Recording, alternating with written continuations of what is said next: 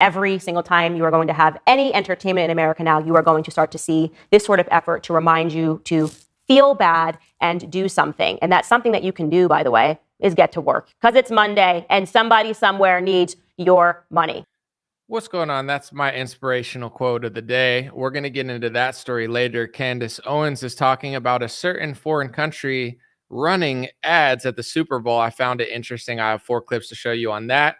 First story is about Travis Kelce is doing some sort of film production, or he's involved in a film that is getting Biden's first green energy tax credit, because of course he is. And New York Republicans lost George Santos' seat. They kicked a Republican out of office like they would, because I guess they do that for some reason. We'll talk about that.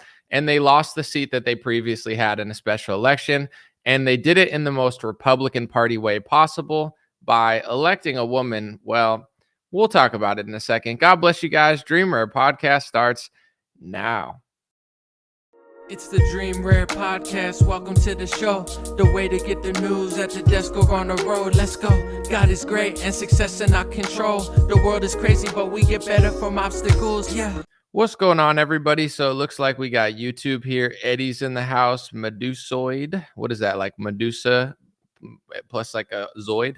It's an interesting one. Marla on Facebook. Looks like we're here. Sounds good. Let's get it started, folks. I got a few stories to get through. First one is about Travis Kelce. A lot of people, I think, were overexposed to Taylor Swift, Travis Kelce. A lot of opinions. Some people said, I just want Taylor Swift to lose the Super Bowl. I heard that a bunch of times. Other people, they like Taylor Swift. They like Travis Kelce, blah, blah, blah. You've heard about it so much. There's a lot of theories. Some people think they're crazy. Other people think it's obvious.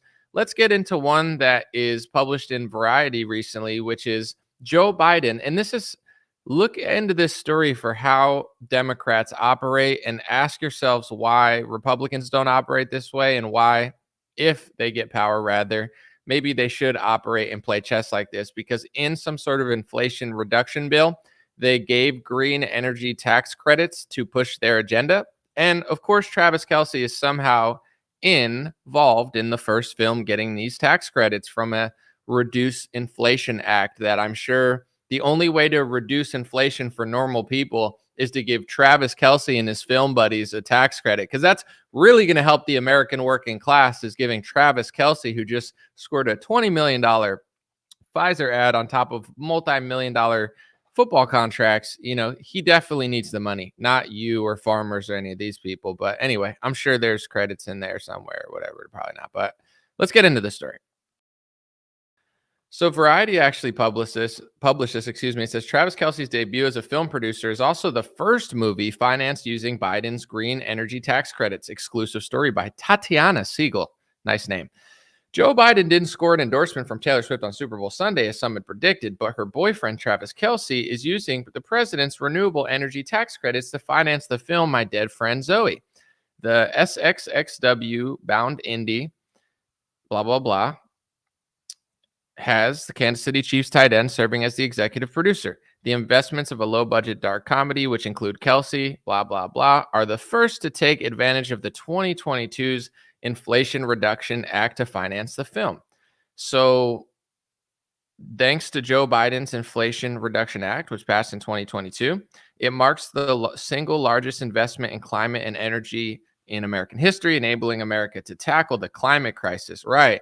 Because the only way, folks, the only way we're going to beat the sun, which heats the planet, if you don't know, the sun is ultimately in control of the temperature. I know there's other factors scientifically, but the sun, if you're talking about the experiment known as Earth that exists, that we live in, the sun heats up and ultimately decides the story. But anyway, you know, that's a basic science experiment 101. You can't rule out the fact that there's a giant heat source in the sky called the sun. But anyway, I understand that there are other equations when it comes to how bright, and they're spraying skies with some sort of way to try to deflect the light, but they admit they're doing that in mainstream publication. But then if you talk about it, they say it's a conspiracy or whatever. But now, of course, the only way to fix this very complex climate crisis that we have on this country, it's a crisis, is to give tax credits to Travis Kelce, who's just not rich enough to fund a low budget film himself. You know, It's a low budget comedy that he literally made more money than allegedly probably the entire production of the entire film with a Pfizer ad. But, he needs our tax money from the Joe Biden Inflation Reduction Act of 2022 to fund it. What do you really need to say about this story that you can't already think for yourself? I trust that I have a mostly smart audience. Of course, there's some dummies in here. I'm just kidding. But, they're not all winners. Let's just put it that way in any audience. You put 1,000 people in a room, mostly good people. But as Trump said, there's going to be some bad hombres in there. Jokes aside, I think my audience is smart enough to put the pieces together on this one. There's not much I really have to say about it besides what a joke. I just like the framing of it because there'll be people that complain about it. They'll be like, oh my gosh, this is ridiculous. But it's like, no. We need the only way to fight climate change is to give Travis Kelce more money. He just doesn't have enough to film or to fund a low budget film. He needs tax credits. But we don't need tax credits. We just need to keep working to pay off foreign wars, which we'll talk about in our third story. Thanks to Candace Owens going off. You go, sister. Jokes aside, I don't know if that's a joke, but I don't say like you go, sister. That's what makes the joke, is because that's not how I talk. Okay, I'm a professional news analyst. Please laugh. Thank you. And as our late great friend Jeb Bush once said, in a room full of probably lobbyists and donors and people who didn't want to be there, please clap. Please clap. Thank you, guys. I appreciate it. I'll be here all day. I won't be here all day. It's show only lasts so long, but calm down. I mean, we paid you to clap, but I'm going to pretend like you're doing too much, even though that's your job. Anyway, the second story is Republicans did the most Republican thing ever, and I find it hilarious. I view this WWE theater called politics as a comedy now, because it's also a tragedy, but I'd rather laugh at it than cry. It's a coping mechanism. It's why a lot of comedians, like, they've had a rough life, because what makes you funny sometimes is it's like life is so traumatic that you just start making jokes about it so you don't hate yourself. Like, that's why you rarely find comedians that are like, I remember Chris D'Elia had a joke about it one time. He's like, no, I lived a great life. My parents are awesome. And the butt of the joke was like, most comedians don't have normal lives, because I'm not saying everybody who's funny was like had a traumatic life, but I do think that a lot of times you can beat trauma with comedy. So I look at it as a comedy because I don't want to be upset all the time. And the Republicans did the most Republican thing ever, which was, drum roll, please. Actually, I don't have a drum roll on here, so I'm not going to do it. They had this guy, George Santos, in Congress. I'm sure you've seen him. He was super flaming, like a flaming hot bag of Cheetos. You know what I'm saying? It's just a brand. And I don't know where the guy came from. I don't know why the media was so obsessed with him. Jimmy Kimmel talked about him all the time. The whole situation seemed weird to me because I had no idea who George Santos was, but he was a Republican who won in New York. He got in Congress. His voting record was not bad. I wouldn't put him on the bottom 50%. I'd put him on the top 50%. He was weird.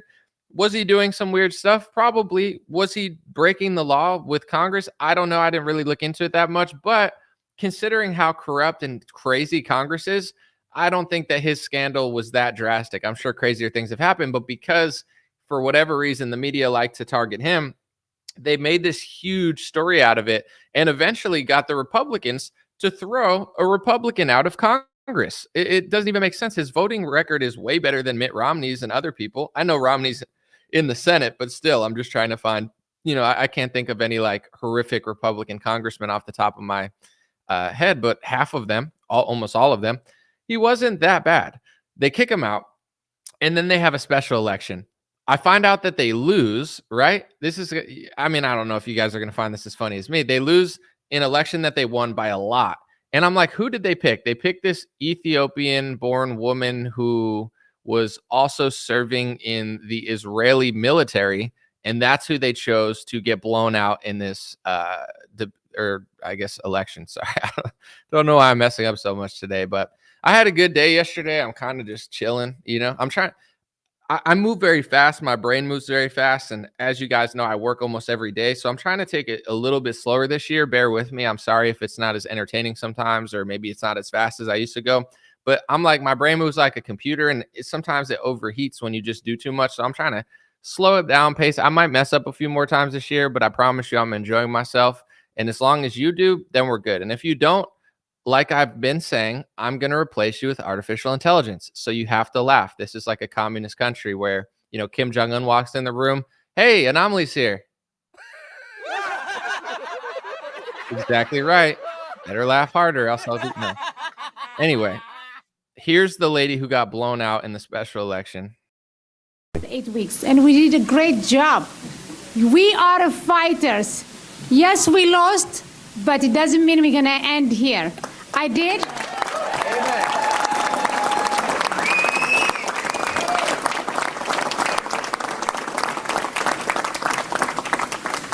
I did call my opponent. I congratulated him. So people noticed on right-wing Twitter that I saw, they were saying like, why did the GOP run somebody with broken English? I don't really care, to be honest, but they just noticed, they're like, why was that the choice of the GOP? With a little more research, I found out that she was an Israeli American, and her name is Mazi Pilip, and she was facing off against a Democrat. She was a former IDF paratrooper. So the GOP chose to run an Ethiopian woman who served in the Israeli military as a congressman in New York City and lost miserably. It's like, am I supposed to care? We're in two wars basically right now. I mean, we're not directly fighting, but we're funding both sides of the war. And Israel, Palestine, Ukraine, Russia, God bless everybody involved. I hope they find peace, and I don't like any of the evil I see. But as long as you're taking hundreds of billions of dollars from American citizens, this is going to be a growing trend that you're going to see, because we're 30-something trillion dollars in debt. People can't afford stuff right now. Our cities are going to shit. Our airports look like shit. Our country's going to shit. Our border doesn't exist. We have a guy in there named Mayorkas who literally cries and plays the victim and literally tries to basically accuse you of being hateful towards his ethnicity if you say that he's doing a terrible job. He's running it like a nonprofit, just open border nonsense.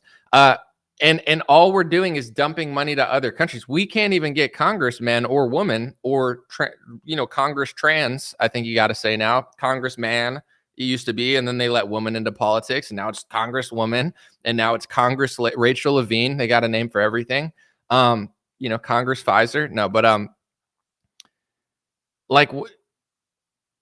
don't know. I'm supposed to want to run to the polls. This isn't my district, so I could care less, but I'm supposed to want to run to the polls for a lady who worked for a foreign military that we're funneling hundreds of billions of dollars to over the course of 40, 50 years. Like, I wonder which way she's going to vote on those bills, And then they're passing laws to say that it's technically hate speech, anti-Semitism, to say that anybody in America has loyalty to a foreign country. Sure, but does someone who literally served in a foreign military, do they have any loyalty to the country that they served? I think they should. It would make sense if they did. Why would you fight for a country you have no loyalty to? So, the whole situation is just obvious. And the GOP is a joke. I mean, that they kicked out their own Congress member. Think about this. They had a Republican there. He was super gay-ish, maybe, possibly. Maybe he's straight. Maybe he's like a flaming bag of Cheetos or something. Not trying to be mean, just trying to be funny. He knows how flaming he is. It's fine. If he called me flaming, I'd probably laugh. It's not true, but it's funny. We had a guy who voted fine. They kicked him out for corruption, as if there's none going with the Pelosi family or anything like that. Just, we got to kick out George Santos, not Nancy Pelosi. Okay, we kick out our own member, run a lady who served in a foreign military, and then lose the election by 10 points. And then you got all these like DeSantis supporters on Twitter crying about it. And it's like, they're like, oh, it's because of Trump, and Trump's saying it's because she didn't endorse. Why don't you try running somebody who served in our military? I don't know. Well, like, maybe that'll work better. No, like that. If I'm voting, it's like, obviously veteran isn't everything to me, but if they are a veteran, I would prefer them to be a veteran of our military. No, would that not? I wouldn't vote in that election, to be honest. It's like, if there was a guy that's like Republican, but he served in the Ukrainian military, pass. Served in the Russian military, pass. Served in either side of the Israel war, pass. I don't want even someone that served in like a Somalian army or anywhere. It's like, how about a vet? Like, America used to elect veterans of our country? Wasn't that important? Have we ever just openly started electing other people's military members? Like, is that normal? Are they trying to normalize that now and make it seem like it's hateful to notice that they're doing it? Like, would we hire a guy who worked for China or Canada? Like, I don't know. Even our who are our allies? Like, do we even have any real allies anymore? I don't know. Canada, Germany. Like, would you want to elect a ex-German military member to American? I mean, isn't that what NASA did with Operation Paperclip? Don't look that up. But yeah, like, I don't know. What's going on here? Am I supposed to care? I don't. It's a comedy and a tragedy, but we laugh around these parts, folks, because why get that upset anymore? It's just obvious. You know what I'm saying? Thank you guys so much. Clap, or Kim Jong-un is going to come in the room with his heavy artillery. Thank you. Next story, I saw this kind of floating around. Candace, I believe she took a break for a little. She had a new kid. God bless her. She's obviously a friend of the show, a friend of mine. I saw her go off about Israel ran 3 ads in the Super Bowl that, listen, I'm not an alcoholic, folks. I don't drink that often. I don't promote it on my show. I don't think it's very healthy, but the boy was having a good time on the Super Bowl. So I was watching attentively for about 15, 20 minutes, and I don't even remember a single Israel Super Bowl commercial, to be honest. They said Kanye ran a Super Bowl commercial. Didn't see that one. I saw the Dunkin' Donuts one. I guess I missed half the game or half the commercials. I have to go to the bathroom at some point, take a pee. Anyway, too much information, but I didn't even see, I'm not even just joking. I didn't see a single one of these commercials, but apparently they ran 3. And Candace is making a very interesting point, and I know she's probably going to get a lot of backlash because I've said it a lot. You're going to notice this trend of more people sounding like Candace sounds right now because it's not hateful or negative or mean. It's just America's broke. The guy who runs our DHS won't build the border. He basically accused Josh Hawley of being anti-Semitic for suggesting that he's doing a terrible job. The Mayorkas, he basically really kind of veiled, was like, dude, don't say that because of my family. And it's like, has nothing to do with you or your ethnic. Like, I don't care if you were black or whiter than an albino. It's like, you suck at, it's not the Department of Homeland Security. It's the Department of Homeland Invasion. And everyone knows it. Let's not kid ourselves.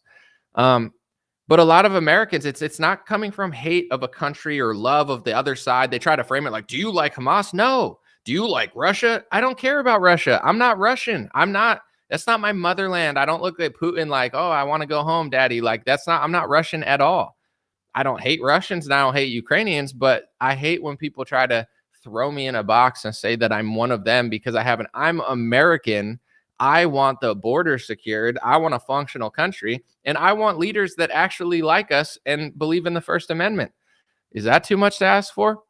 So they're going to say, talk like this is hateful. They're going to say it's pro-Putin. They're going to say it's anti-Semitic. They're going to say it's fascist. They're going to say all sorts of things. But in reality, it's just a normal American who feels a certain way. But listen to what she's saying here. 4 clips. Let's get them started because I could talk about this all day.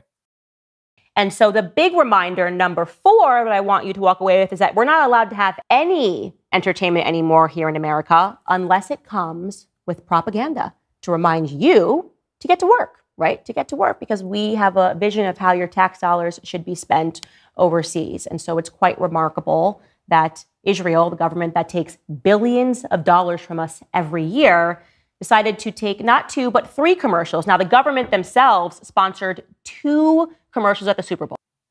I got 4 clips, but I want to say this. When we give Pfizer, or not just Pfizer, but Big Pharma, $18 billion, Operation Warp Speed, we buy 100 million Pfizer doses. So then we're giving them the profits of buying their doses at probably a crazy rate that it wasn't worth, but whatever. Now they have billions of taxpayer dollars. This is not the free market. There's nothing free market about America when our government's giving them money, and then they run a bunch of ads, and it's like, well, yeah, it's because Trump and Biden gave them money. Trump gave him money. He bought the doses. Biden bought the doses. I'm sure he gave him more money. I didn't check. That's why like with Israel, we give them billions of dollars every year. So it's nothing for them to run a $7 million ad. I'm not saying they're using our money, but if you don't want people to think that, then why take foreign aid? Because everybody wants our money. But then when we say something, they say it's hate speech or something. So, with what Candace is saying here, she's just like, okay, they're running an ad in America for a foreign conflict, and that's her opinion. And her opinion is wildly unpopular, amongst the Ben Shapiro's of the world. Let's keep playing. Now, of course, why would this premiere during a Super Bowl? There's nothing that we as the American people can do about that hostage effort over there. So what it's supposed to do is it's supposed to pull at your heartstrings and make you not ask any questions about what they're doing overseas. And actually, last night, in case you're wondering, while the Super Bowl was on, Netanyahu bombed a refugee camp. But don't ask any questions about that. You need to get to work and feel bad and have your heartstrings pulled to justify every war that's happening overseas, that you're largely probably ignorant of what's happening overseas. And I mean, she's coming out really speaking. As far as that war, I've kind of tuned it out, and I'm not trying to be disrespectful, but there's a war in Ukraine and Russia. Allegedly, hundreds of thousands of people have died over there. I don't know what to believe. I'm not saying they're lying about that, but I'm just not passionate to follow that war day by day and really know what's going on. I don't have it in me anymore, and it's not my passion, and I just don't see the benefit. When it comes to Israel and Palestine, same thing. I hear both sides. I hear what both sides are saying. I hear about the hostages. They want to free them. Palestinians are saying that they're killing tens of thousands of kids. Associated Press or Reuters or both of them came out this week and said that Israel has killed over 10,000 kids, or they called them minors because they didn't want to say they were children. Apparently they did it some sort of attack on Super Bowl when no one was paying attention. I only know what I hear. She said it. People I follow have said it. Other people are yelling at each other. It's just not a conflict that I really want to get involved in. But, I've heard the logic before I play the next clip. I'm trying to be logical about this because it's like I understand that both sides have interests. Both sides want claim to the land. Both sides don't feel comfortable or safe. I'm very compassionate to the Israel side, and I'm very compassionate to the Palestine side. I get it. Where I see the illogic, and I'm not saying that both sides aren't doing this, but when I listen to people like Dershowitz and others, or I don't know, Mark Levin, I'm trying to think like who said this. It's been so long, but they were trying to say that like everybody there deserves it because of the election where they elected Hamas. Like that election was, I think, 20 years ago. Half the population in Gaza apparently is under 18. So not only was it an election so long, like should Americans be able to get blown up and children in America get blown up because of George Bush? Like that's crazy logic just to kill kids because of an election. But it's even crazier when you realize that the election was 20 years ago. So I'm not saying the Palestinian side is innocent because I know they're not. But it's like when you listen to these people and what they're saying, it's like, what else are you really supposed to take from it besides they're trying to justify killing people on the other side, even people that had nothing to do with it, and saying that they had something to do with it? And I'm sure on that side that there's people doing the same thing. I'm not saying it's exclusive to one side, but it's like it's a disgusting, crazy mess over there, and I want really nothing to do with it, to be honest. I want it to be solved, but I can't even go to San Francisco anymore. Like if I got booked for a gig in San Francisco, I'd rather go to Iraq at this point. I'm not even joking. Like I'm not saying it's necessarily that bad, or what you could say what you want, but like this country sucks now. Like everything that I like in this country is getting worse. The food sucks. The quality of food that we're feeding our people is disastrous. Hundreds of thousands of people are dying from fentanyl. The border's wide open. All the leaders of this country hate us. They're trying to kick the most qualified people out of every position and replace them with some sort of left-wing drone. We have issues here. Can we solve them or no? Are we just going to be shamed and guilted as our government sends money to everybody else, and then they use that money against us, or at least for their own causes? So, Candace is very brave, very bold. And I predict that, just as I did in 2019, by the way, I was talking about the speech laws, the anti-Semitism speech laws. And I said, listen, this is a pro-America position. It has nothing to do with Israel or Palestine. Not saying nothing's going on there, but I'm an American citizen. I'm Christian. I'm certain ethnicities. I could rattle them all off, but I'm 3 or 4 ethnicities. It's like I don't want a speech law for my own ethnicity to protect me from certain things. So why are so many people silent about these speech laws? I assume that they want them. They just won't talk about them because they know if they talk about it, it'll be wildly unpopular. So it's been happening since 2019. Everyone thought I was crazy. Don't want to talk about it too much because I feel like I've said this so many times, but I believe that I got blacklisted from conservative media. Before you see all these dingbats that you see now, there weren't that many people supporting Trump and conservative in 2018, 2019. It wasn't that popular like it is now. They blacklisted me because they want to push an agenda that prioritizes Zionism over the First Amendment or America. And 4 years later, 5 years later, the position that I took then, which was the honorable one, the correct one, the righteous one, and the true one, and the kind one, nothing hateful about it. Now it's becoming more and more and more popular. It's because it's true. So, as our country falls apart, people aren't going to want to push speech laws that say it's hate speech to say that, someone has loyalty to another country while we're funneling money to that country. Like, that's not ever going to be popular. The only reason it's even semi-popular is because no one knows that it's happening, because Ben Shapiro, Dave Rubin, Steven Crowder, all of these mainstream people that you see, the Brett Weinsteins of the world, they won't talk about it.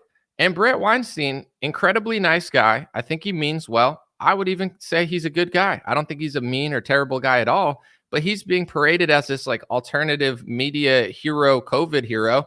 He was pro lockdown. He was pro mask. He wore goggles. He wore gloves. The dude is like a pseudo intellectual liberal professor who figured everything out 2 years too late. And now they're acting like he's some sort of shining beacon on the hill when it actually mattered to stand up for freedom in this country. He was nowhere to be found because he's too liberal to realize these things, and he's too big of a ninny. And it's like, that's why nobody knows everything in conservative media, because they just like give you the safest, lamest people and act like they're so smart. Like, yeah, Brett Weinstein, like, he's smart if you're like 5 years old or if you never heard anything, and he's not dumb. He was a liberal professor. He's an intelligent guy, but he's like, there's better people out there. But if you take the stance that Candace is taking, if she would have done this before she got big, they probably would have tried to never let her get there. But she's so big now, like, what can they really do about it? What are they going to do? Fire her or say something? And what? Look stupid because she's bigger than everybody at that platform. So brave moment here. Look what she says, and I'll keep talking about it. Another NGO ran a third ad that was pro-Israel. And this time they just told you that you need to tell your reps to send more money. Take a listen. LifeShifter.com lets you automatically contact your local reps and demand the release of all the hostages now. It's a real app. Not only will it change lives, it will save life. So use the app. Don't use the app. I don't give a Let's bring them home now. LifeShifter.com. Looking around, still pretty sure I live in America, so I am not really sure this reads. It's a crazy. I didn't even see that ad during the Super Bowl, but it's crazy to use that guy. He's one of the most annoying, most insufferable people that I've seen on social media in the last 10 years. Him and Portnoy had a falling out. They were weird. Like, that guy, God bless him, never met him. Sure, he's a nice guy or whatever, but out of like anyone I've seen on social media in any field, he's got to be like top 5. Maybe like Keith Olbermann would be in that category, but like Michael Rappaport, he's in that Keith Olbermann category of just like insufferable, annoying people. And that's who they ran for the ad. That's who they used for the ad to try to get sympathy for that country. It's a crazy, in my opinion, marketing error. But, I understand. And I want to say this too real quick, because people are like, did you see that Michael Rappaport is going to vote for Trump now? Like, he had his awakening, and Bill Ackman had his awakening, right? The guy who was funding. Oh, they're all, you think they're having an awakening? No, it's like, I mean, just listen to Michael. Am I even allowed to say this in America now? Because they keep passing anti-Semitism laws that say that it's anti-Semitic to say any American has loyalty to Israel. Are you allowed to say Michael Rappaport, who just ran an ad for Israel, has loyalty to Israel? Can you say that in America? Because Trump, DeSantis, Kemp, Youngkin, they're all passing laws to define it by law to say that that's anti-Semitism, that's hate speech, that's a ramped up hate crime.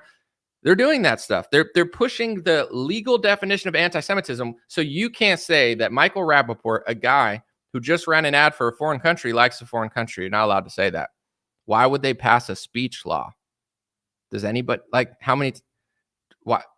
I mean, if people in this country don't even care about the food they're eating, that they're putting crazy stuff in all our food and no one cares, how are they going to care about a speech law? I think that's what the elites think about America. They're like, these idiots don't even realize what's going on in the food, and they're going to care about this or that. These dummies are just fighting over Joe Biden and Trump, and it's true. And we're not the victims. We have no one to blame. Like, if you don't care about yourself, no one is obliged to care about you. Life is tough, right? But with that being said, I don't think that Rappaport and these people are having this like massive conservative awakening. They're trying to figure out which side of politics is good for the things that they want to do. What do they want to do? You can only think it nowadays because if you say it, they're going to say it's hate speech. But it's not that hard to figure out. So it's like conservatives are always like 15 steps behind. It's like, oh, he likes Trump now. Why? Because he's conservative? Because he wants to build? No, because he's trying to. You know, there's another country out there that liberals are more critical of. They're the ones in the streets protesting. And by the way, liberal protesters are so annoying. They wear masks. They block airports. It's annoying. They throw fits at the Mona Lisa. Like, it's annoying. I can't stand left-wing protesters. If they just protest, it's fine. But all the other stuff they're doing. Last clip, then we're going to move on.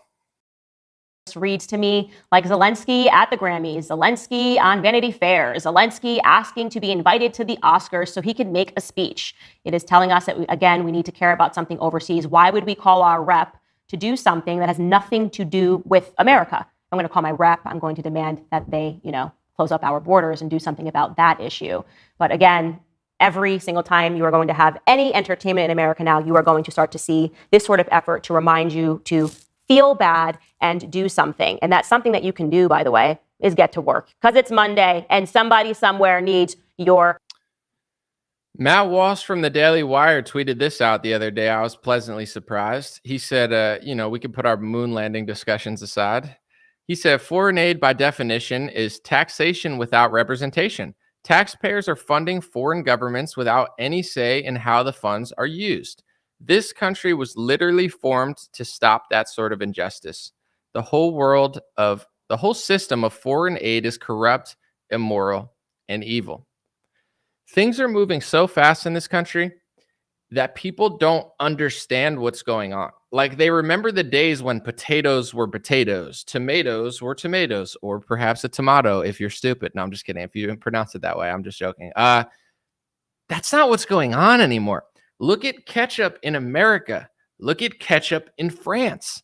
Look at the things that you put on everything in America. Look at them in Germany.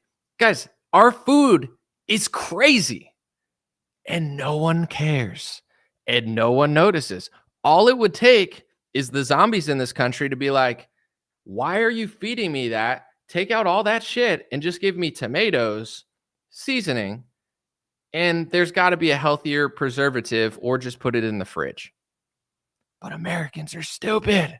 They just keep doing it. When it comes to income tax is not American.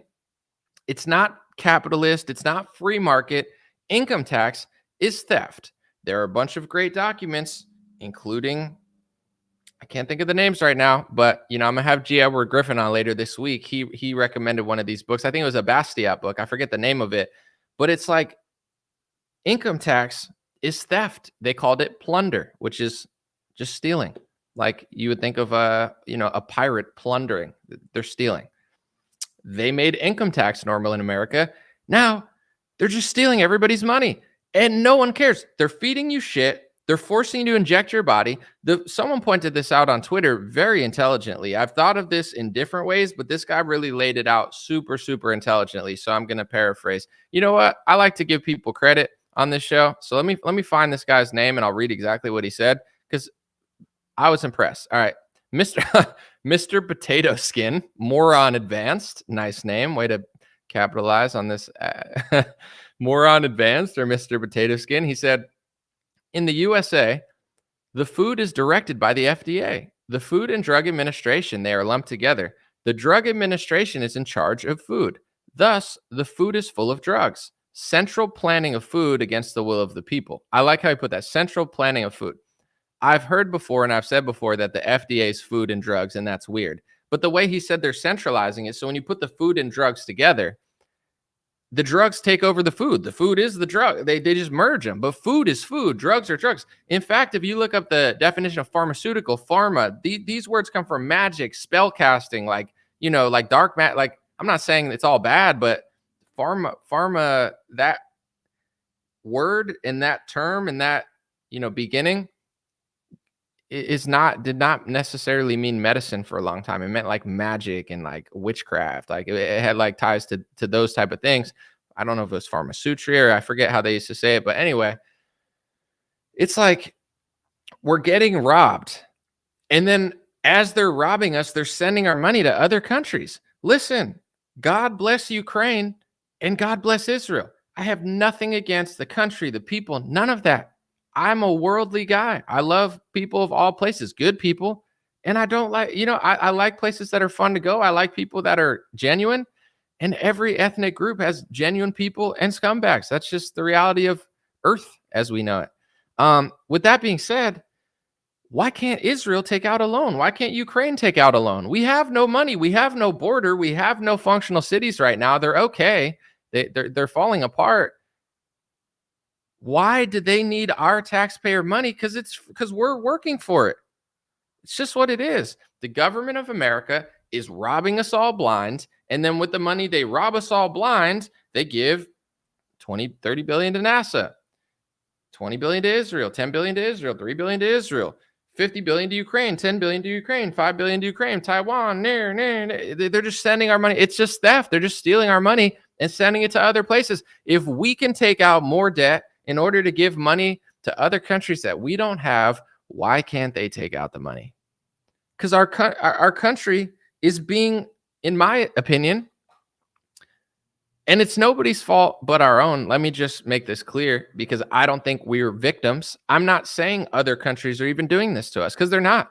We're doing it to ourselves, but we're essentially being held for a ransom, where it's like we're just being sucked dry by 50,000 different entities, corporations, and we're all just sitting here and nobody can figure anything out because of television propaganda. You know, left-wingers want to wear 3 masks for the rest of their lives, wear goggles. I don't know what they're trying to do. They need 15 shots in order to go here, whatever. Then the right is just obsessed with Donald Trump. They don't even pay attention. They're just like, Trump. They're like drooling at the mouth. They can't even think straight. Sometimes I'm like trying to talk to people and I'm like, yeah, no, I'm going to vote for Trump. And they can't even like say words anymore. They just say like Trump, like their brain's broken. They're like, all right, but what about the food you're eating? Why can't, like, chips aren't bad if they're chips. If they have 500 ingredients, it's insane. Why? And then there's all these articles. It's like, oh, look at all these kids dying from fentanyl. Look at all these people getting these diseases that they didn't have 30 and 40 years ago. I wonder why. Could it be the pharmaceutical industry that Donald Trump funded and Biden funded, and you guys don't care because you're fighting like kindergartners over 2 puppets that are almost 80 years old? It's insane that Biden's in the White House. Dude's too old. He's 81 years old. It's actually, he is impressive for his age. He's not impressive for a leader, but for someone that's 81, it's insane that he's even able to stand up straight and walk as fast as he walks. I'm not joking. And Trump's doing well for 77, but geez. But people don't even care about the food that they're eating or the fact that they're getting robbed. I don't know what it's going to take, but I think it's going to take this country just getting shittier and shittier and shittier and shittier and shittier. And then people will wake up. Left-wingers need to wake up more, but to be honest, on certain topics, right-wingers need to wake up more. I don't know what it's going to take, but it's like, what? Why does no one care? I don't get it. Like, oh, isn't it sad that everyone's getting diseases? Yeah. Have you ever listened to a pharmacy commercial? Have you ever listened to the side effects? Have you ever heard what's in the side effects? It's some of those diseases. Have you ever watched a commercial of suing a company for a product that they just gave you 3 years ago and it's some lawyer? Have you ever heard of what they're spraying on the stuff? Have you ever read the ingredients of what you're eating? Like, what is it? I don't know. Everything, literally everything that we're doing. This isn't normal in this country. I like America, but even other countries are like, what are you doing? Like, this is insane. You go to most of the world, they don't do pharmaceutical. We're overrun by the pharmaceutical industry. Our food is overrun by the pharmaceutical industry, and no one cares. I don't know what to say about it. I'm 34 years old now. If you really want to go on an anomaly history lesson or whatever, go look up my music. Some of it's degenerate because I was 19, 18 years old, 20 years old. Go listen to my early rap. I'm rapping about the pharmaceutical industry. I'm like, why does nobody care? How could I figure it out? And I'm 18 years old because I have common sense. Even when I was 18, it's like, you don't think I saw that they were giving people drugs? They tried to give me drugs. They told me that I needed ADD Adderall. I've told this story before. My mom said, there's nothing wrong with my son. He just needs to listen. And she was right. And I still don't listen. And I made a living off of it. So God bless my mom. But they would have shoved freaking borderline heroin down my throat or whatever these pharmaceutical drugs are. They're like offshoots of like freaking jacking your kids up. It's like, maybe your kid's an athlete. Maybe your kid's a musician. Maybe he's creative. Maybe he wants to code and he doesn't want to sit in geography class. It doesn't mean all the kids need pharmaceutical pills. They made customers out of all these kids. So I saw this when I was 18. Why does no one else see it? I don't know. Am I really smart? Am I like Jimmy Neutron or something? Maybe. Please flatter me. I'll press the clap button. So I clap for me. Or maybe people.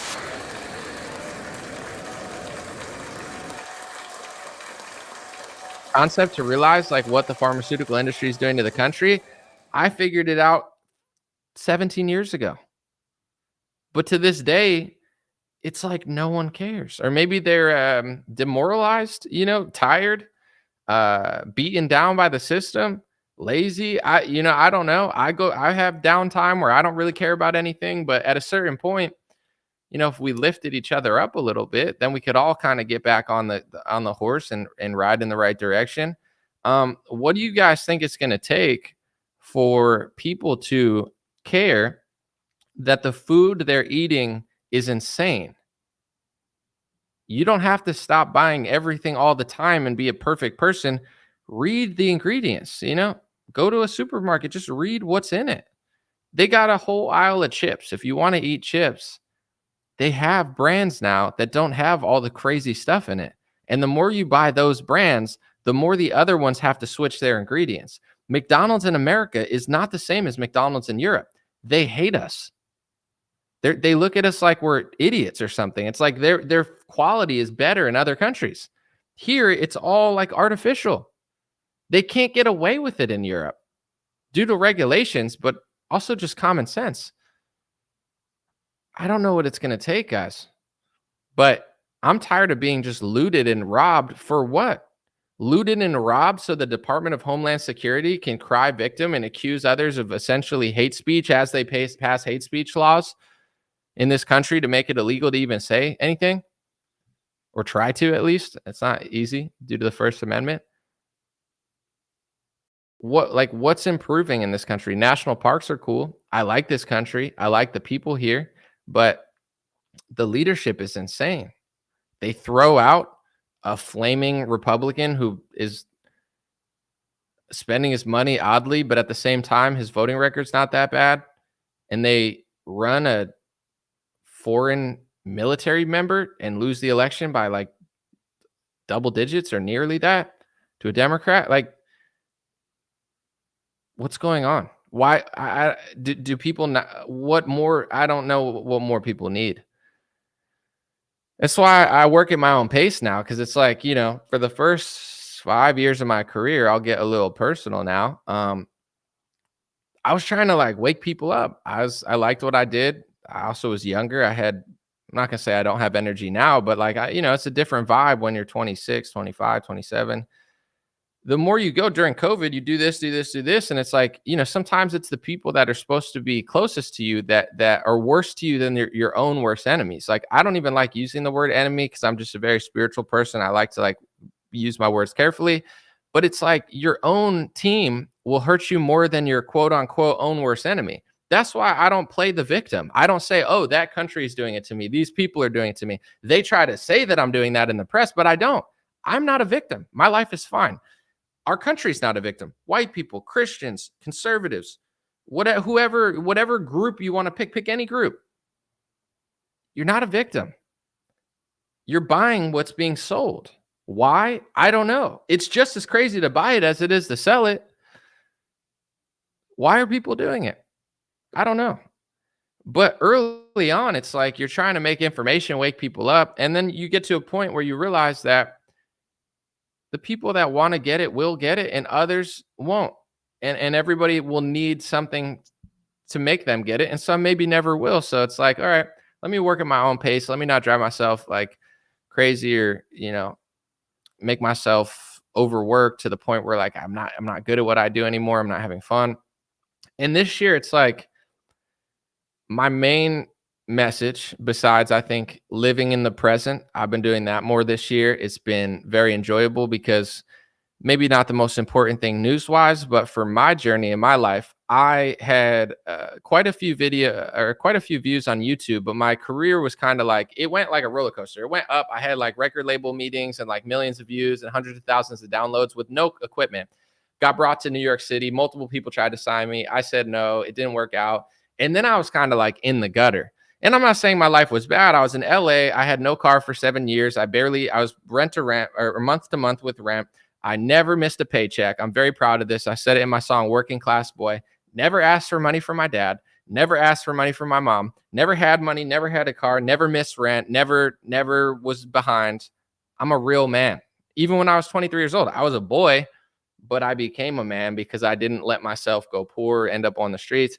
And when I realized that I had everything I needed, that's when I became who people see today. I know it's been a journey and I was a weird, like I look back at videos 2 years ago, I'm like, I was weird. My hair was too long. Like, I don't know. I've just been so dialed into what I'm doing. I don't even pay attention to how I look sometimes because I'm just like focused on working. I'm like, I got like weird hair like Albert Einstein. I'm not saying that smart, but it's like, I'm not paying attention to what I look like. I don't care. I'm doing the work. With that being said, once I realized to live in the present moment, be grateful and stop. I was always looking for everything external. I'm getting somewhere with this. I promise it's coming somewhere.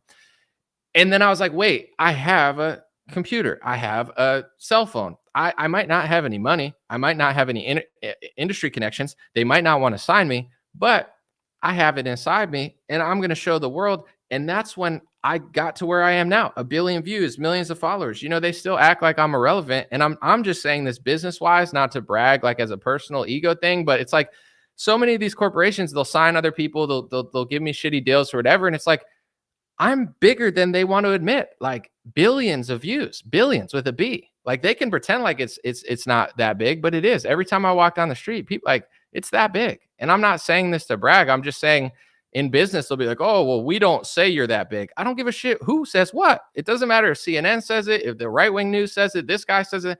You can't define who I am and what I've done. It's already out there and people already know it. You don't control my destiny. But when I lived in the present moment, I created everything from nothing. And then once I got money, more responsibility, more this, more that, more taxes, blah, blah, blah, all this stuff kind of tied me up for a year. I'm not saying I did nothing because I still think I did okay, but I was kind of exhausted. I got less healthy for a little while and I had some little health problems I don't want to talk about, but I'm fine. I hope. But anyway, I got out of the present moment. I stopped living in the now. I stopped being as grateful as I used to be. It's not like I was not grateful at all, but I just got tired, exhausted on a hamster wheel. This year I got off that and it's like, listen, I have to say no more. Say no to, I want to do certain podcasts and certain things and this and that, certain business things, but I don't have the time and I'd rather do less things 100% than split myself in a million different directions. So that's my main message of the year is, we're all busy. I'm not going to say everyone's struggling, but everybody's struggling with something. This world is getting weird and, bills are getting high and they're not necessarily giving the money back. They're sending it to other countries. So everybody's feeling it. That's my main message because it's so easy in this world to not live in the present moment, to not be grateful and to forget that, especially with cell phones, especially with technology, especially with social media. Social media makes it so hard. It's hard for me to put my phone down sometimes. I feel like a crackhead. I'm not even having fun on it. My hand hurts. It's like, what am I doing? Like, why? But, sometimes the internet's better than being out in the real world, if you're like overstimulated from it. But if people get back to the basics, I think that would benefit everybody this year. Because I think when things get stressful, when money gets tight, when the economy gets crazy, and when the world gets crazy, it becomes easier to not live in the present moment, and it becomes easier to drift away from what made you happy and successful in the first place. And this is really just not me telling others what to do, but me telling my story, hoping that I'm sure a lot of people feel that way just because the world's so crazy. January was awesome for me. This February's been awesome. Getting back to the present moment, enjoying my life, and also just like being grateful in the now, as opposed to like always somewhere else. When you're always somewhere else, you're never pleasant to be around. If you're some of the most pleasant people you ever talk to, you're like, yo, that guy's a cool guy. That guy's a nice guy. Obviously, personality has something to do with it, and like there's some reasons for that. But a lot of it is people that are just thoughtful and people that are present. Like if you're talking to someone and they're right there, they're pleasant to talk to. If you're talking to someone that's in a million different directions, on the phone, texting, they're not pleasant to be around, right? So half of what makes people pleasant, or maybe more than half, is the ability to be in the present moment, to let go of their ego, to let go of all the stress, and let go of all the other things, and give you 30 seconds, a minute, 2 minutes, whatever that time is, just really be there and really make it authentic. That's what makes you like somebody. You're like, oh, that's that guy's like better. What makes him better to talk to than them? They're kinder, they're nicer, they're not dicks, they're there, they're not fleeting. So if we all got back to that a little bit, I think that's a huge W for the year. And you notice that has nothing to do with politics, has nothing to do with Trump or Biden or Republicans or Democrats, because I think that that's more important personally. I always talk about self-accountability, but that's something more specific into self-accountability that I think is benefiting me greatly. And it benefits others, because life can be a rat race. Money can be a rat race. Business can be a rat race. A lot of things like the politics, it's all like a cycle that just never ends. And you're just like running, taxes. I got to pay taxes just like everyone else in April. The more I do, the harder it is to pay taxes. It makes me want to do less. Like I don't envy these people who run big companies. I'm sure there's people that watching the show who run bigger companies than me. And it's like, it's stressful. It's like the more you do, the more you pay, the more you got to get this, you got to get that. It's like, can I just do what I'm great at? And then you rob me every year. Why do I have to spend 2 months preparing all this stuff? And then you rob me? Like I'm getting robbed 5 times. You're robbing my time. You're robbing my money. You're robbing my happiness. Like taxes are crazy. But once you get it down and the structure down, it's not too bad for some people. But I'm just getting back to the present moment. I think that that's helpful. Politically, people need, and it's so hard for people to do this because of ego and team sports, but people gotta not be so stubborn. The left is really stubborn and the right is really stubborn. When I was younger, I never liked Republicans because I grew up in the George Bush era. I saw through George Bush. I saw through the war. I saw through it all. I mean, I would have been what people call a conspiracy theorist because I didn't believe what they were telling me, and turned out I was right. So I never liked Republicans because I was like, George Bush sucks. When Obama got in, I never necessarily liked him that much. He was okay. He was cool, but I thought he was a puppet too. I wasn't like obsessed with him. Maybe I thought he was better than Mitt Romney and John McCain because I knew that they sucked, but I never liked Republicans. And then when Trump ran, Trump was kind of sounded like a conspiracy theorist. He was saying more authentic information than anyone else. So then I started liking Trump because it's like, well, he's better than Hillary. That's obvious. And then liberals got more stubborn, and then liberals got crazy. Like, I don't know if maybe they were always that crazy. I didn't notice. I wasn't paying attention. Liberals got like out of their mind over Donald Trump, and it got weird. And then I defended Donald Trump and I defended conservatives. And then I became more conservative. And then I became a Republican, registered. All that other stuff they're doing. I'm not like Charlie Kirk or Benny Johnson, but they're registered Republicans. So I guess they're on my voting team or whatever. But, and now after 2020, then Trump kind of was weird during the lockdown, Operation Warp Speed. He ran around selling vaccines and like yelling at his people or whatever. And then it felt like both sides were just annoying me. And I felt that way for years. So I'm like, I will still vote Republican on most things.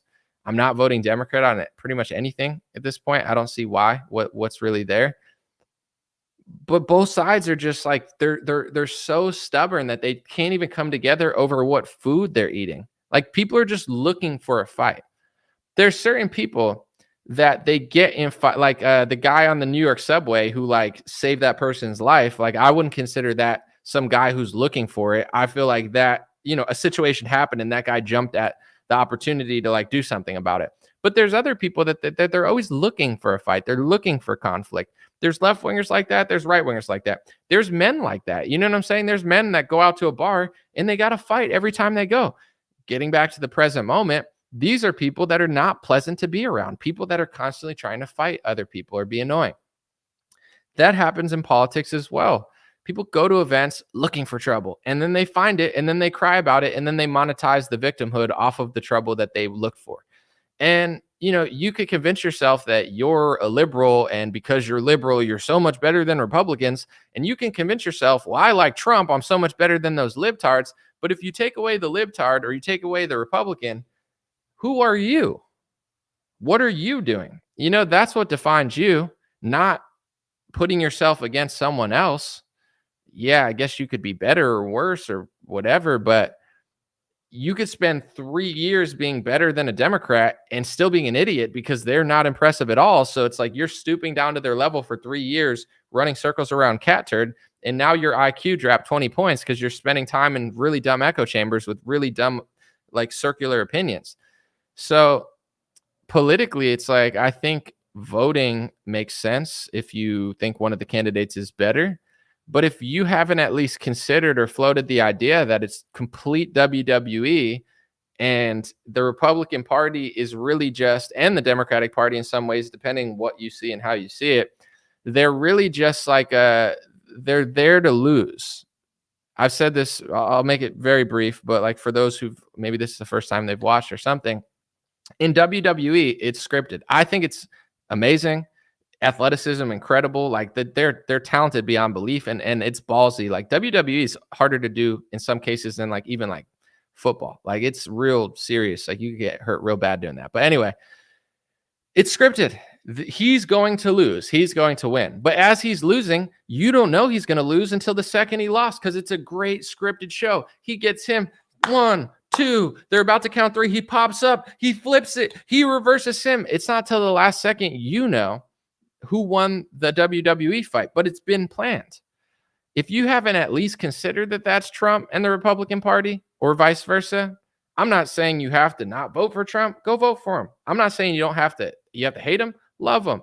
But if you haven't considered that it's WWE like that, I don't know what to tell you because you're just going to be fighting for a long time. And if 4 or 5 years goes by, it's time to consider that option. And once you consider that, you can talk to the other side more. Like if you're not a deranged liberal psychopath, it's not hard to talk to your conservative friends. Like, is it really that hard to figure out what I'm talking about? Do you not understand the pros and cons to having an open border? I'm not anti-illegal immigrant in the sense of like I hate them. I've worked with them. I've done field work. I've worked on a farm. You know what I'm saying? I've communicated with people that were not legal citizens. They're not all bad people. A lot of them are hardworking, and there's an argument to be made that they help the economy. But at the same time, like millions of people coming across the border illegally all the time, you don't get how that's a bad idea. When we're at war with Russia and Ukraine and Israel and Palestine and all these foreign wars, and our borders just wide open as we're funding multiple wars in other parts of the world, pissing everybody off. You don't understand why, like you can't even meet me at that point. Then you're just a liar, And then same with on the right.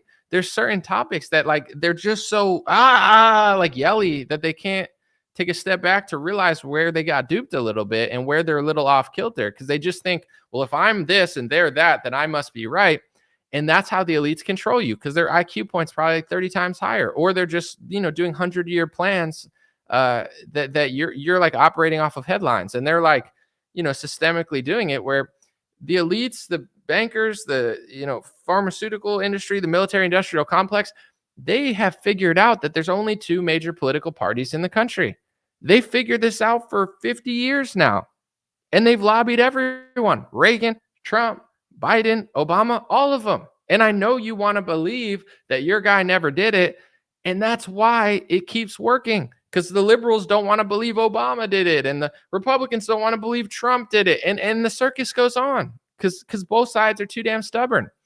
And the second you stop being so stubborn and so annoying, it's not to say every liberal is going to understand what you're saying, because some of them never will, and they're idiots. But you'll find that you don't have as many enemies. Like, I look at certain content now, like I see right-wing content making fun of left-wingers, and it's annoying to me now. And I don't even like left-wingers like that. It's just annoying. Like, how many times are you going to do the same thing that's not that intelligent or thought-provoking or any of these things? And then I go to the left wing, and a lot of their content is really annoying also. But the funny thing is now that I've taken a step back and I realize that Republicans are mostly full of shit, some of the left-wing content making fun of them is actually true. They're actually right.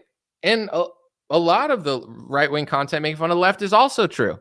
It's like you're both right, kind of. Like, you both are doing, like, you take the 10 like most annoying Republicans, and you could point out their hypocrisies and double standards. Like, they have the same just double standards and hypocrisy that the left does. Take Dave Rubin, for example.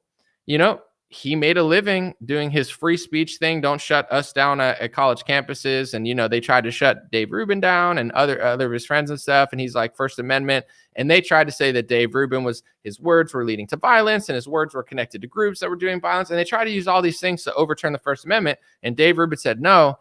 And then when they do that for Palestine, Dave Rubin says yes. And he says all the same things that they said to him. All those, like, well, you could say the same thing about Ben. Ben has said some crazy stuff about a country that's at war. But in my opinion, Ben should be allowed to have a foreign policy opinion, no matter how egregious it is. It's his opinion, and war is crazy. So it's like, having a crazy war opinion is all perception. What is crazy? It might be crazy to you, but it's really happening. And if you're too soft sometimes, like if Israel was too soft, maybe Ben's right. Maybe that wouldn't be a bad, like, he's allowed to have that opinion, even if I hate it or disagree with it. But if you shut down protests, that's kind of crazy. But then also, left-wingers don't know how to protest without being weirdos. So it's like, left-wingers, learn how to protest. Protest, march in the streets, say your opinion, and then I'll defend you. If you're throwing Campbell's soup cans at the Mona Lisa, or like taking a shit on the street when I'm trying to get to the airport, I'm not going to like you. It's just the reality of it. It's like, I might agree with some things that you're saying, but like, get out of the road, you idiot. I have somewhere to go. Unlike you, I'm productive in this society, and I'm contributing something to this country, not just like being a degenerate in the middle of the street. Go away. So it's like, it's hard to defend them also, because they're just so annoying and can't like follow the law a lot of times. And if you don't follow the law with protests and, you're doing like blocking things, it's just like, stop. But then here's another one. I mean, this is just me being thoughtful about it. Isn't that what the farmers are doing? Aren't they blocking the street, right? The farmers in other countries, aren't they blocking transit? Aren't they starting fires and doing certain stuff, not hurting anybody, but, and that's when you see, well, right wingers will defend farmers. Like, you could put liberal Palestine people or whatever blocking the streets, and people be like, oh my gosh, they're blocking the streets. That's illegal. Run them over. And then you got would you say run a farmer over if he's blocking the street? It'd be a lot harder, because they got those big ass, excuse my language, those big trucks and tractors. But you agree with causes you agree with. And when you agree with those causes, you're willing to go further than on the other side. All I'm saying is, if people had a little bit more self-awareness, we might be able to fix the food in this country. It doesn't matter if you're a liberal or you're conservative or you're 100 pounds or 300 pounds. We could benefit from eating a burger that's a burger, or bread that's bread, or, ketchup that's tomato. Not all these other alien ingredients. But we never get to that point, because there's never a moment that people come together. There's always some sort of like a race thing. There's always some sort of and the way to get around that, I know it's not always easy, but just speak the truth and be thoughtful about it. And you'd be shocked how many people actually get behind you, like it, are inspired by it, don't get mad at you. I say whatever I think about race. In fact, I do want to say something about pilots, and stereotyping, because I think it's funny. And I know that's a hard place to end, but I'll get to that in a second. But in general, I say exactly what I think about demographics, about race, about culture, about America. I don't get that much hate from Black people or anybody. Like, it's not like people are like, oh my God, that's right. Like, because I just say what's real, and most people are like, no, that's true. They can feel my energy. They're like, he's not being like negative. But some people are, some conservatives are. I'm not saying they're wrong. Their message is not necessarily wrong. They're just annoying and they're yelling and they're just annoying. Like I listen to them and I'm like annoyed. Like it's almost like they're not trying to be effective and wake people up. They're trying to just piss people off and make money off it. That's my opinion. But when it comes to the pilot thing, this has nothing to do with any of that, but it is funny. And, we could all use a good joke. Everybody stereotypes in some form in the world. Everyone does it. And if you don't do it, I'm not going to say it doesn't make sense, but it's like, some of these liberals will be like, I don't think about anything. It's like, well, that's why you got punched in the face in New York City at 2 a.m. because you're not thinking about, like, you have no situational awareness.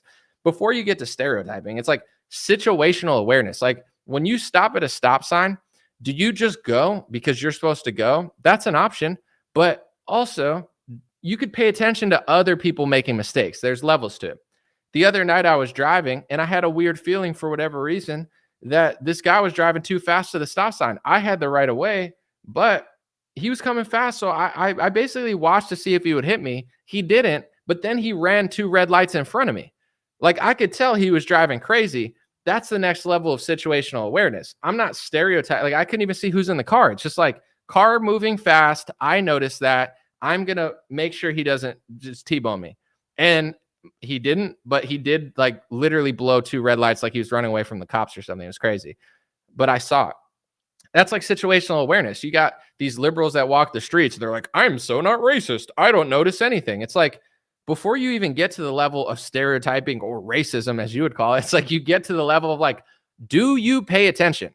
What neighborhood are you in? What time is it? Have people got robbed here in the last couple of weeks? Do you want to get robbed? Do you have a fancy watch on? Are you walking around like a doofus? Are you a prime target? Are you like meat to a, and like these, like I don't have any of that. I'm sure you don't because you're a dumbass. Like I do have all those things. That's why I pay attention. And then when it comes to like stereotyping, that's the next level of situational awareness is now you're judging people based off of how they're acting and what they look like. Not necessarily, race. Because if you see a guy with like a handlebar mustache with his wife walking out of you don't care if he's Indian, black, or white. You're like, dude, that guy looks super harmless. And here's the catch. He might not be. Like, you're not always right. Sometimes the most unexpected people are criminals. And sometimes the nicest, like, it doesn't mean you're right, but everyone does it. Do they not? You don't see a guy running real fast, making sounds and think he's more sketchy than like, someone else walking down the street. No, you don't have that thought. You're like, I judge that guy just like everyone else. I don't. If you're walking crazy, like I know the difference between someone walking with their friends and someone lurking.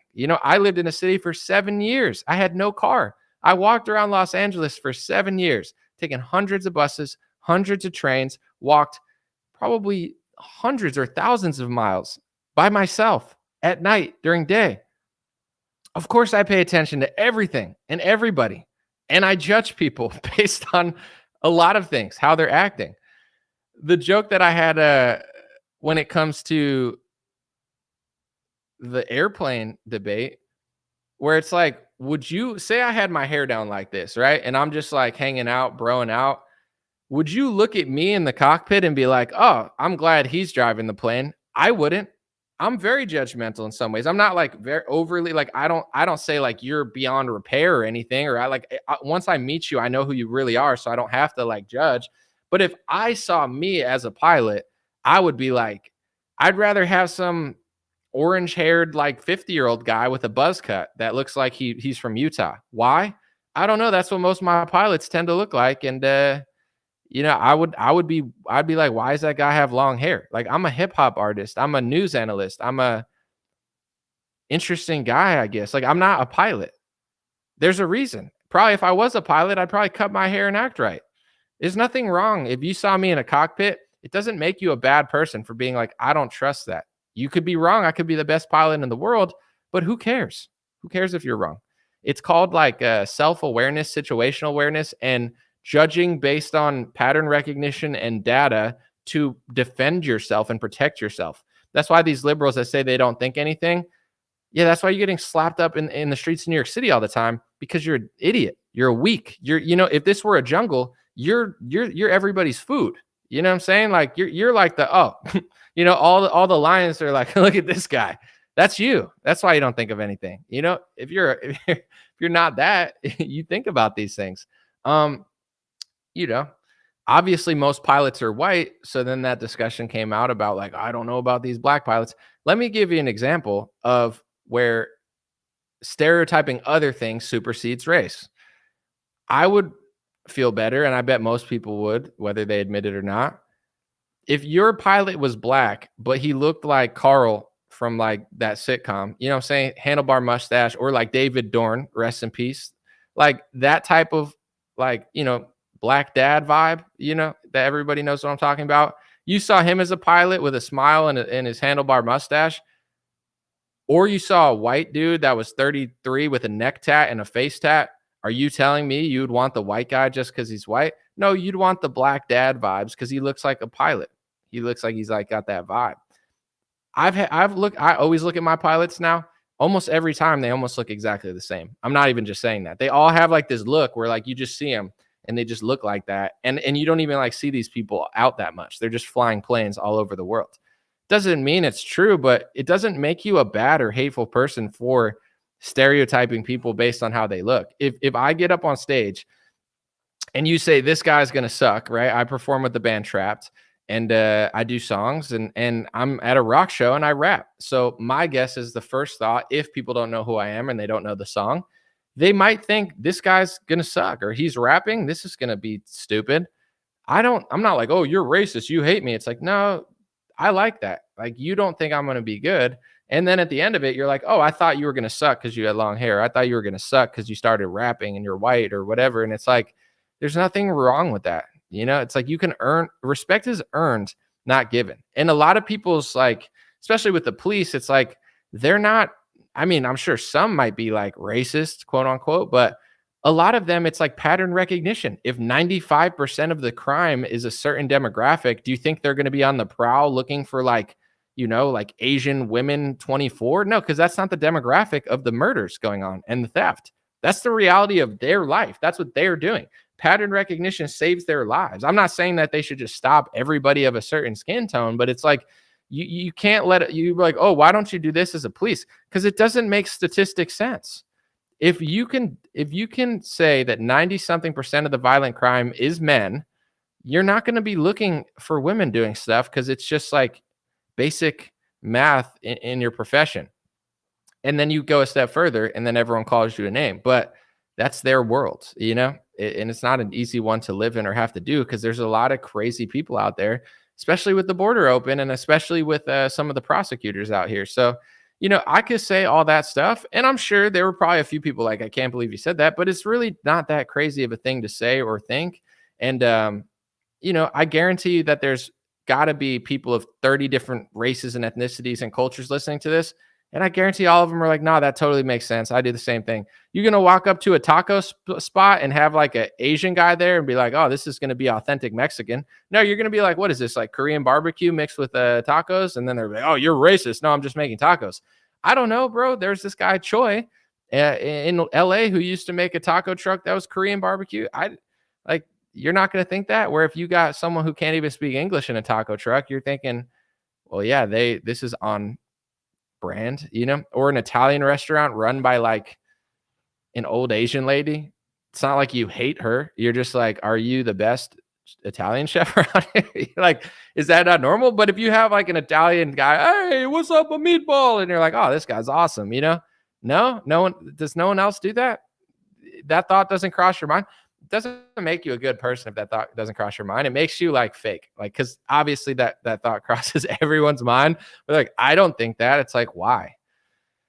I want Italian food from like a based Italian grandpa. But if you could find some old Asian lady that makes it better, then that's a cool story too. But you're not a bad person for assuming that it might not be that. Let me know what you guys think. I closed the comments for the whole stream. I was just trying to stay laser focused. Tim Purcell said, you just don't have the voice for rapping. You would get a big no on American Idol. Tim, how come every time everybody tries to say stuff like that, they can't spell? You spelled American Idol, and you spelled idle like letting time pass by. So you don't have the brain for kindergarten. You would get a big no on the spelling bee for Mrs. Gonzalez. How's that? So that's your opinion. This is mine. You don't have the brain for a kindergarten spelling bee. You would get a big no from mommy, daddy, and the teacher because you're too dumb to even spell a 4-letter word properly. Tell that to my tens of millions of streams and sold out shows and roaring applauses. They would disagree. I'm not immune to criticism. It's just like, why do all my critics, why are they all like at below kindergarten level of spelling? American Idol, IDLE. What is that? Where you just fall asleep and wake up and eat more Cheez-Its? Someone said we have a Hawaiian restaurant run by Mexicans in my town. Well, to be fair, Mexicans are working at a lot of restaurants nowadays. Everybody knows that. It's not like, and they do fine. I'm just saying, like, it doesn't make you a bad person if you saw like a white guy own a Mexican restaurant and you're like, oh, it's not going to be as good as if like a Mexican like ran it. But then you eat there, and then once you eat the food, you know how good it is. So your first opinion doesn't matter. It's like if you saw a guy walking down the street in a hoodie, like making noises, and you thought he was going to stab you. And then he's like, yo, I'm just rapping. I got a new album. And he's like your best friend. Your thought of what you thought it was doesn't matter anymore, because now you know what the situation is. You know the energy. You know the reason he was acting weird or moving. I used to do that sometimes, like walk and just rap to myself. But what I'm saying is, if you have good intentions and you know your heart and your soul, don't let people make you think that that's like you're a bad person. It's like, it's everyone has situational awareness. Everyone has some sort of pattern recognition, and there's absolutely nothing wrong with it. The problem is everybody's just so fake.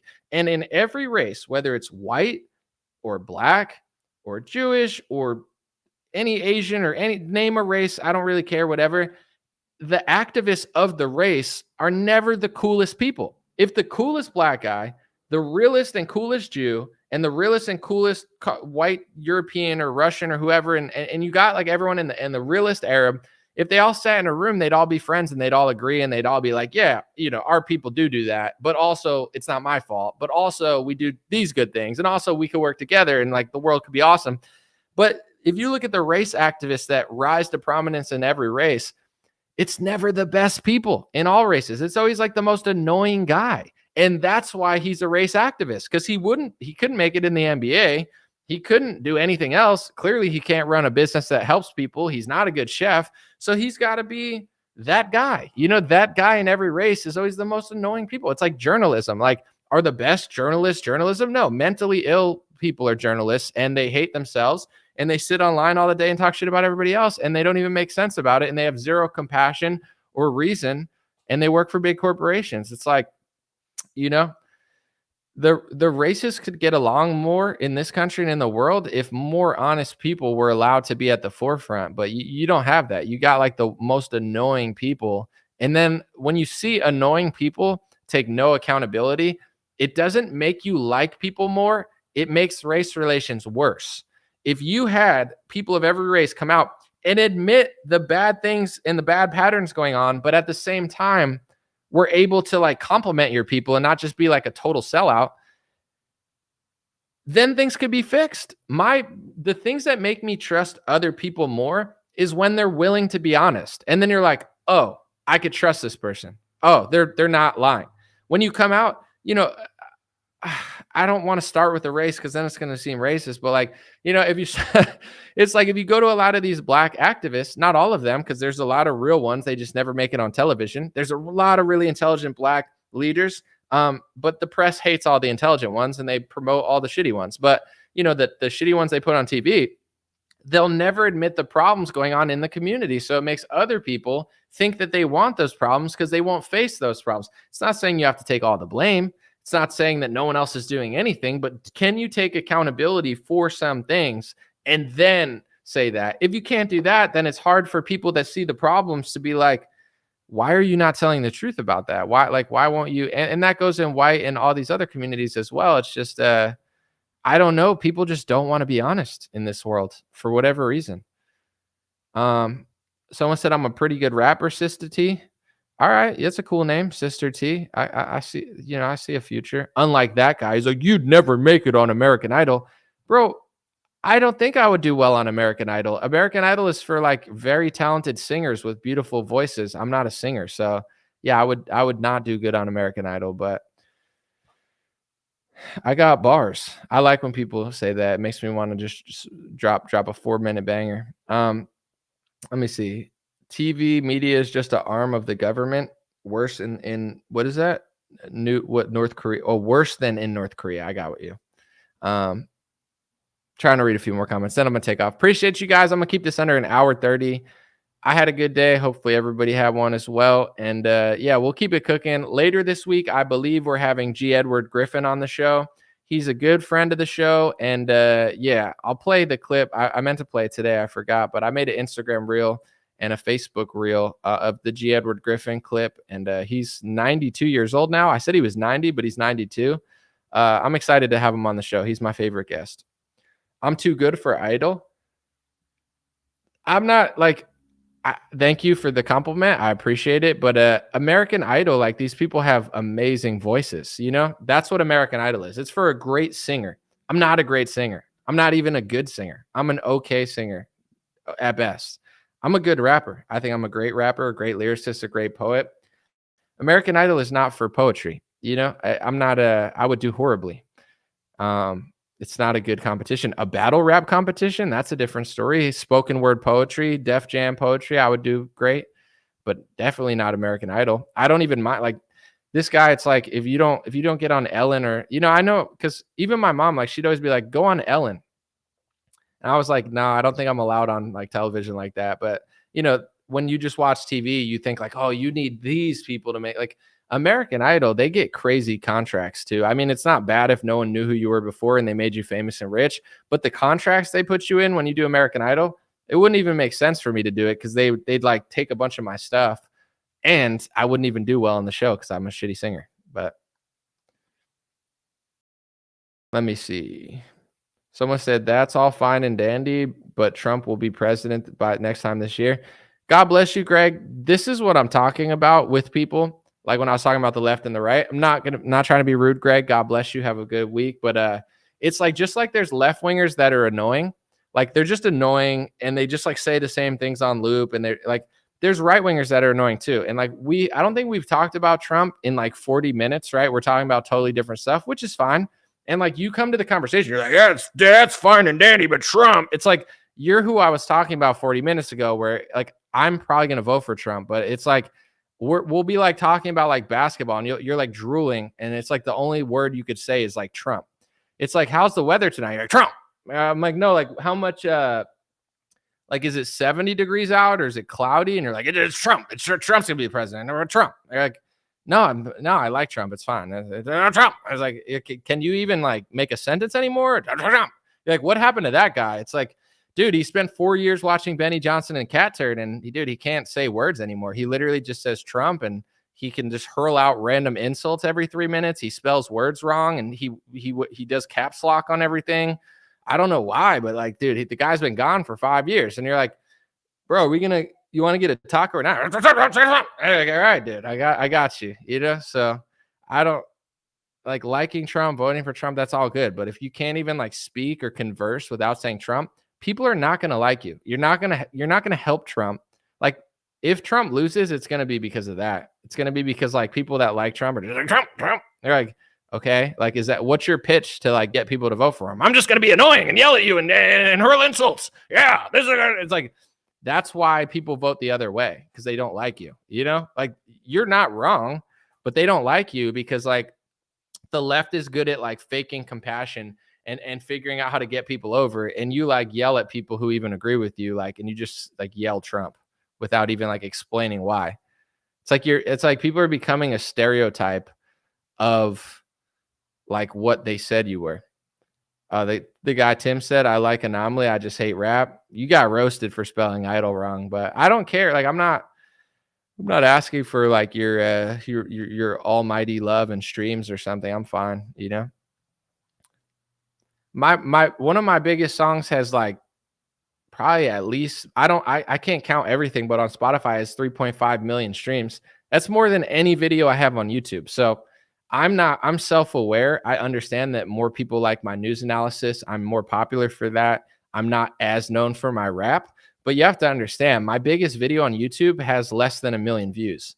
My biggest music video on YouTube has 900,000 views. My second biggest YouTube music, like my music videos are bigger on YouTube than my news is. My most streamed song has more than my biggest YouTube. My Instagrams and TikToks or whatever Facebooks do fine, but I'm no slouch. It's just I don't mix. I'm not doing news to get attention with rap. You know, like I'll do a rap show and then I'll do my news show, and I don't always cross it. But when people come here to be like, you can't rap, it makes me want to write a diss track. Then I get my pen out and I'm like, oh, Tim, really want to talk that, and then I write a whole poem and I'm like, why did I do that? I should have just made a good song, but it's okay. Anomaly president in 2028. You got to go way further than 2028. I'm going to make my mugs again. I think it was like anomaly for president for like 2040 or 2048. I'm picking a year like 50 years and ahead or 20 years ahead. And I'm going to make mugs like that again. Anomaly for president, but it's going to be like 2048 or 2056 or something.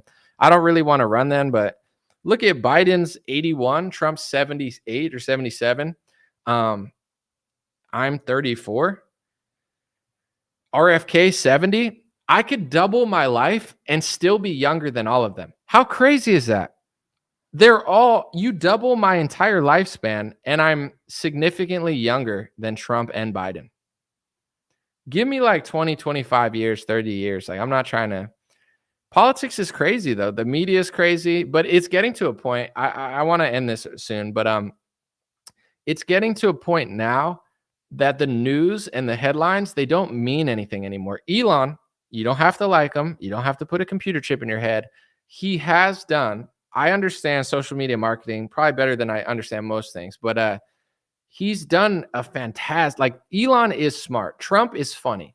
Trump's not dumb. He's good at like business deals, but there's things that Trump's like really bad at. Like as a leader, I don't think he's a good leader. I think he's a good team member, but if he's the head of your operation, I don't see us succeeding in the next like 10 years. Like I'm not trying to be a dick. I'm just saying like, Elon's like playing chess where it's like, he's helped make news irrelevant, just by taking off the headline, not allowing you to see it on Twitter. Like he's crushing the news, making fun of them. It's at the point now where like 4 years ago, a headline really means something. Now, no one cares about a headline. Like it literally means nothing. It's like so irrelevant compared to what it was 4 years ago. It's like almost like a bad thing. Like these companies are like going out of business. They're like, they have to fire everybody. Like no one likes them. Like it's good. And Elon's helping with that. Obviously Trump helped with it too, but yeah, I don't know. The press is crazy and they will definitely go nuts on you if you run for president, but over time it's becoming less and less important because people don't care anymore.